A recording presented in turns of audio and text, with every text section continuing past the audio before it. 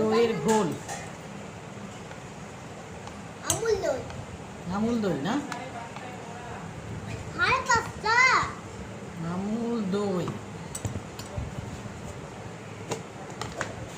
চিনি, নুন। আর নুন আনছি না। কিনুন, বিট লবণ, ব্যাস দিয়ে এই গরমের দিনের ঘোল। একটা বড় বরফ নাই, ঠান্ডা জল আছে। বেশি ঠান্ডা জল খাওয়া যাবে না, ঠান্ডা গরম হয়ে যাবে বন্ধুরা।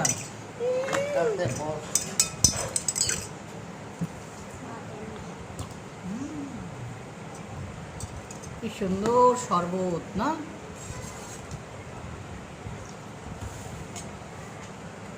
সুপার। এই গরমের দিনে খাও দইয়ের ঘোল, তবে বেশি ঠান্ডা না, কম ঠান্ডা করে খাও।